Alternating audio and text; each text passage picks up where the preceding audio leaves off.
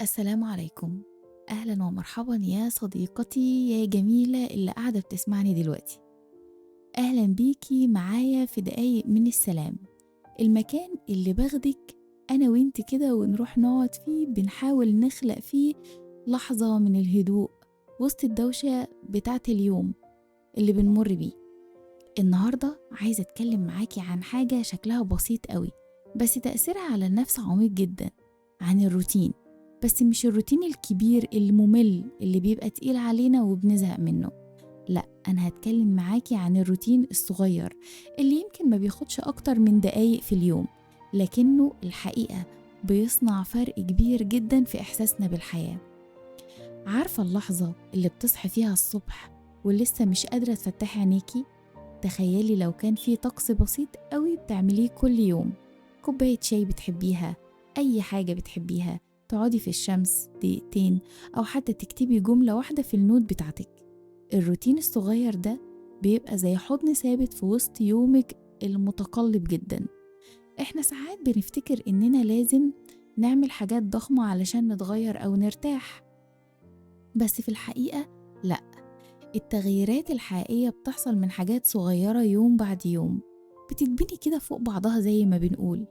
زي لما تقرري تشربي كوباية مية أول ما تصحي من النوم، أو تتمشي لمدة 10 دقايق، أو تطفي موبايلك قبل النوم بنص ساعة وتقعدي كده مع مصحفك الجميل أو كتابك اللي انت بتقرأي فيه الأيام دي.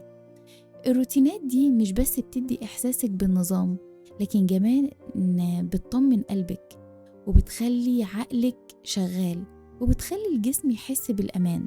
لكن في وسط كل الدوشة دي احنا بنحتاج للروتين الصغنن قوي ده، لأن في وسط كل اللي احنا مش بنتحكم فيه بيبقى فيه حاجة على الأقل أو لحظة احنا اخترناها بإرادتنا. لو بتحسي ان يومك بيجري منك أو مش قادرة تركزي، جربي تبني عادة صغيرة في يومك وكبريها كده يوم بعد يوم. مش لازم تبقي كمان ملتزمة بيها 100%، بس ترجعي لها وقت ما تحتاجي تظبطي البوصلة بتاعتك. كفاية انك ترجعي ليها كل ما تقدري، لانها دايما هناك بتستناكي، زي الصديقة الوفية اللي بتحضنك من وقت للتاني.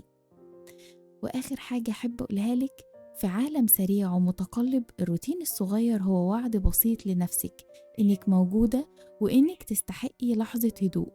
افتكري دايما مش لازم يكون اليوم كله مثالي، لكن لو في دقيقة واحدة حسيتي فيها بالسلام فانت كده على الطريق الصح.